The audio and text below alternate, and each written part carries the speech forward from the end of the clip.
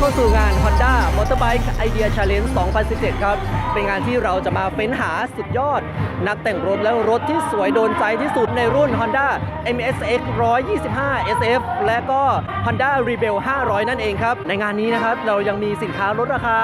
จาก H2C เดี๋ยวผมจะพากันไปดูนะครับว่ารถที่นำมาประกวดในงานนี้จะเด็ดแค่ไหนแล้วก็จะเท่โดนใจแค่ไหนเดี๋ยวเราตามไปดูกันเลยครับ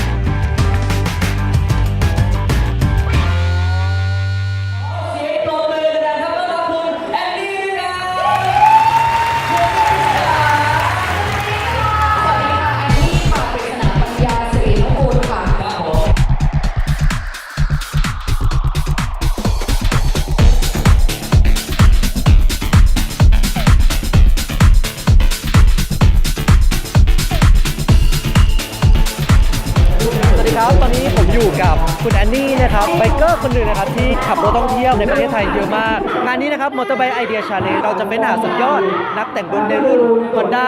MSX 125 แล้วก็ Rebel 500ถ้าให้เปรียบเทียบคุณแอนนี่ชอบรุ่นไหนมากกว่ากันแอนชอบ Rebel 500 ค่ะใช่เพราะว่า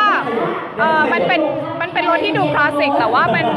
มันดูแบบปราดเปรียวดูแบบดุดันนะคะมันมีความสปอร์ตในตัวมัน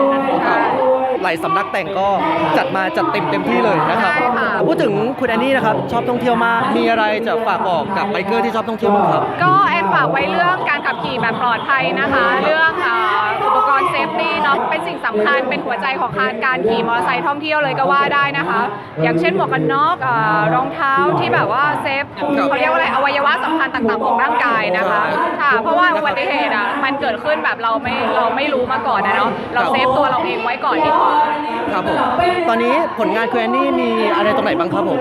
ก็แอนมีรายการทีวีนะคะเป็นรายการท่องเที่ยวรายการ Driving Me ขี่ตามฝันเข้าไปดูได้ในเพจDriving Me ขี่ตามฝันค่ะแล้วก็ Instagram แอนนี่ปริศนาค่ะติดตามกันได้นะครับกับผลงานของคุณแอนนี่ไม่ว่าจะเป็นการเดินทางท่องเที่ยวแล้วก็งานอีเวนต์ของคุณแอนนี่นะครับรับรองว่ามีภาพสวยๆเยอะแยะเลยใน Instagram นะครับเข้าไปดูได้ค่ะสวยบ้างไม่สวยบ้าง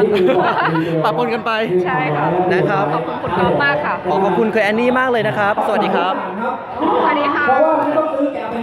เอาละครับตอนนี้เราก็ได้เวลาประกาศผลรางวัล The King of Idea กันแล้วและ The King of Idea ของรุ่น MSX 125 ก็คือคุณอภิสิทธิ์สิริธรรม